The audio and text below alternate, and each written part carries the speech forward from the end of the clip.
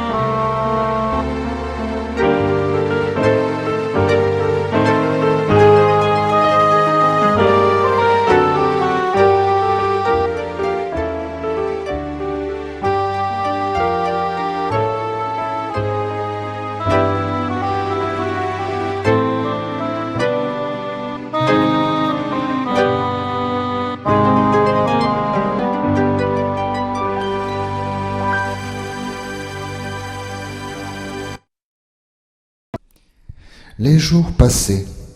Le courrier arrivait du front, les frères écrivaient leurs lettres au nom du père, comme le veut la coutume. Moi, je répondais au courrier de Saadik, qui commençait toujours par les mêmes mots, avec une hiérarchie bien précise, dans laquelle les mots pour la femme arrivaient toujours après tous ceux destinés à tous les parents. Djamilia était soucieuse et ne manifestait jamais de joie comme les autres à l'arrivée des missives.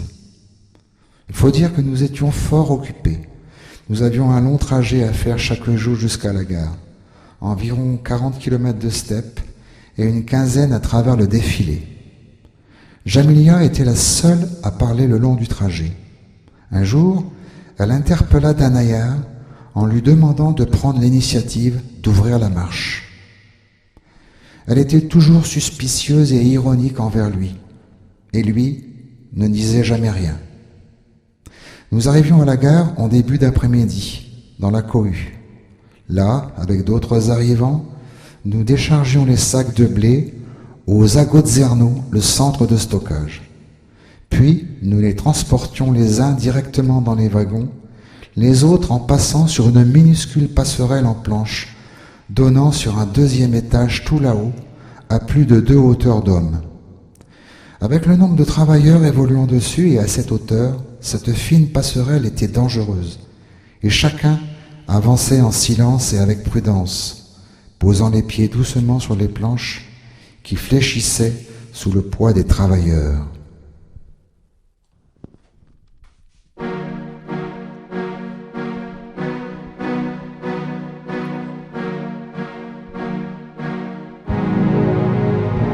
Marchons tous à la gare, c'est là notre point de départ.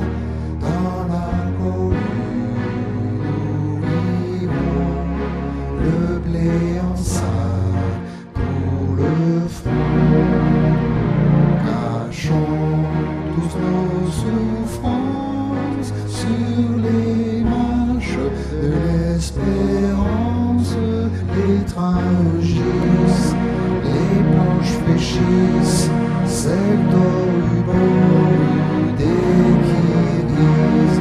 Tous ensemble nous s'envolent en sens une farandole et posant nos sacs en haut aux portes du Zagozerlo. En dépit de si gros efforts, on trouvait un grand réconfort en acceptant sans transiger ce que le kolkhoz avait décrété.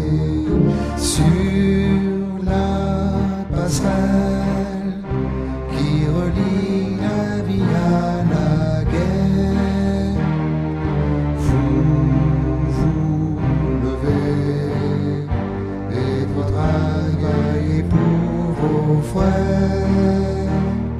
Soyons patients, redoublons aussi de prévoyance.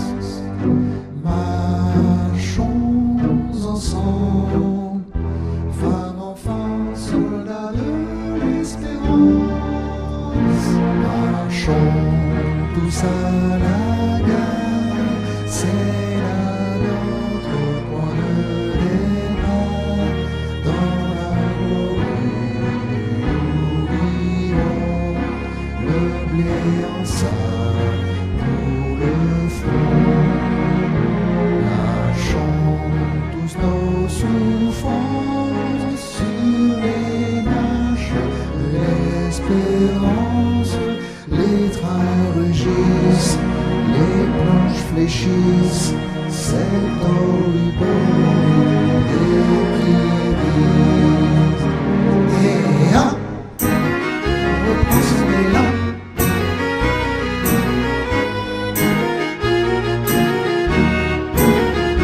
Et oh, on pose le sac en haut.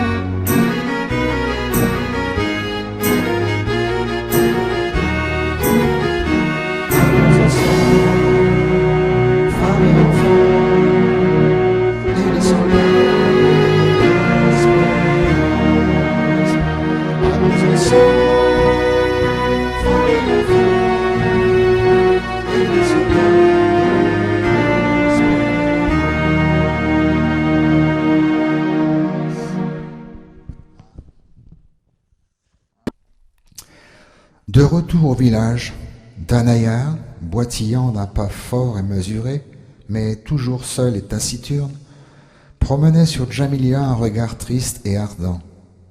Et elle, ostensiblement, redressait son dos fatigué et, sans le regarder, rajustait sa robe fripée. Lui la fixait, ainsi à chaque fois, comme s'il la voyait pour la première fois. Mais Djamilia, cela dépendait de son humeur, continuait à l'ignorer et à se moquer de lui.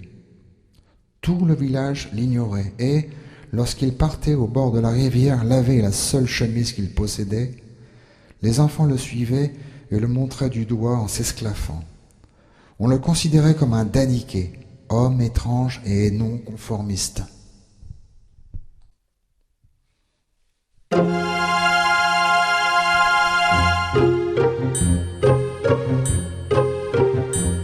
Dis-moi qui es-tu, toi l'étranger, qui passe comme le vent léger.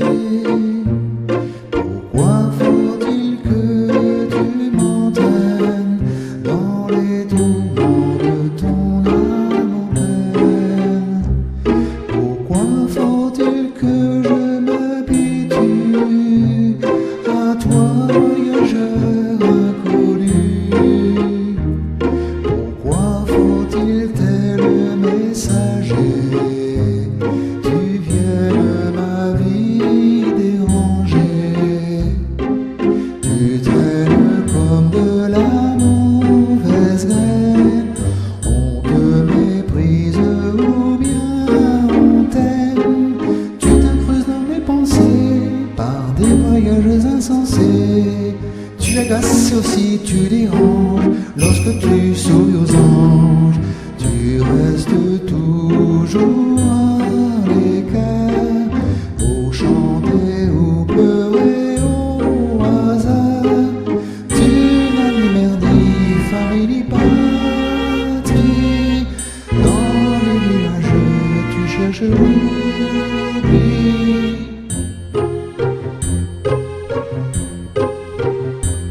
Dis-moi qui es-tu, toi l'étranger, qui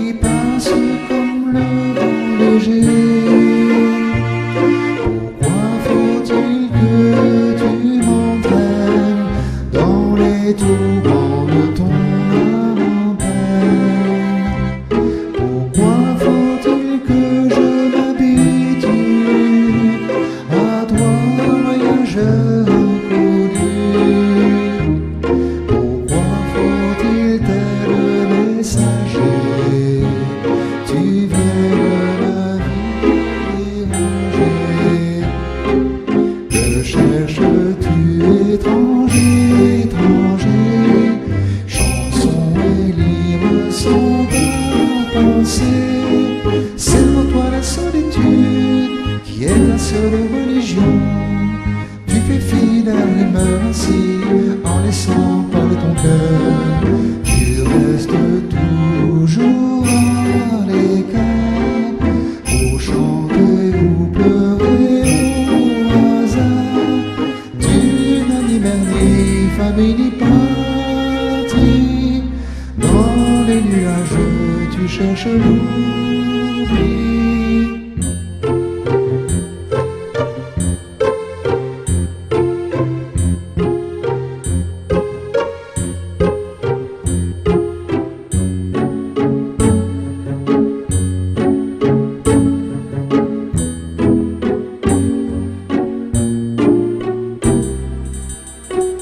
Dis-moi, toi l'étranger, quel mystère caches-tu dans tes grands yeux clairs? Pourquoi es-tu d'humeur vagabonde, toi qui viens du bout du monde? Dis-moi,